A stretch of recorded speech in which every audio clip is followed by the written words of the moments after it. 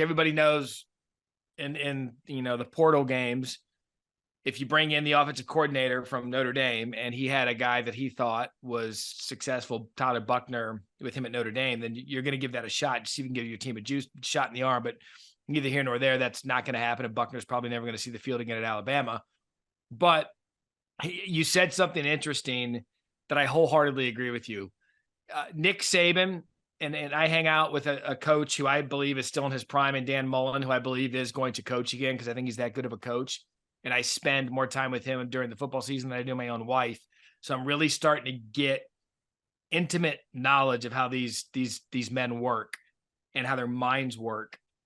And I've never thought this until I saw it yesterday. I heard Saban at his postgame press conference and you saying it there.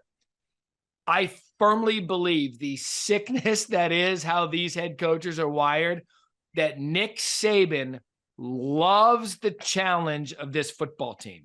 Well, why is that, Matt? Because years past, Paul, they roll out a top 10 quarterback, 5 top 10 receivers, throw the ball down the field and beat the hell out of every team 42-10.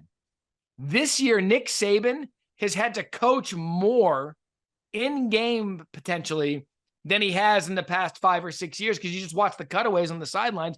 And there's something about it that I think this team is reinvigorating him because he's having to find a new way to coach. Well, Matt, I heard in the offseason that they had too much talent last year before anybody goes crazy. I mean, they had the best offensive and defensive player, and sometimes the rest of the players adapt and maybe don't mature or go to the nth degree. But, not only has he had the 4 quarterbacks that we talk about all the time and the 2 that will be featured in the Sunday night game, but he had 2 Heisman Trophy winners at running back in Ingram and obviously Henry, the receivers. And his best receiver is a guy that left Georgia 2 years ago. And so they've had to make do. They don't have that all-pro wide receiver like they used to. And I think deep down, you have to get bored when you're at that level. And the pressure is not the pressure you put is that what you put on yourself, and you're fighting your own legacy.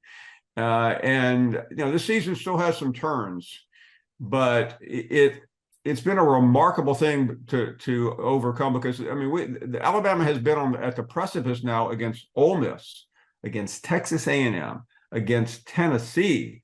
And Arkansas. Really, the biggest game of the season it has yet to be played yet, and that's the next one against LSU. Right, and they had to fight to get a win against a bad Arkansas team. And look, hey, bad doesn't describe Arkansas. No, it doesn't. I want to segue to them in a minute. But look, what does any coach tell you? Well, we got to learn how to win. You can't say anything but that for Alabama. We know they've got LSU in 2 weeks. That's going to be the game of the year. I was curious. Texas A&M got the win this week. They did. Well, they're sitting there with 3 losses. They have road games at Ole Miss and LSU. They have South Carolina and somebody else within conference. I really believe in Mississippi State. That program right now, the standards have been lowered. If Jimbo Fisher finishes 7-5, I think fans will say, yeah, but very close. I think it's the other 2 games. It's the other games he has to worry about. If he loses one of those, and by the way, I don't know how he could lose to South Carolina after what I saw yesterday from Shane Beamer. Shane Beamer might want to try breaking his other foot this week for good. We love Beamer. And I'll tell you this, I said this on Sunday Bloody Sunday, Missouri's going to get someone. That is a good football team that's a shootout away from LSU from being undefeated. Well, you're right. And they get scheduled here for a second. Tennessee has to go to Missouri. And we probably don't have enough time to just insert Josh Heupel's name this week for Dan Lanning and have a conversation about fourth down decisions. Oh, I promised myself I'm not going to go in on analytics again, but I think analytics are the dumbest thing in the history of ever. Give me something.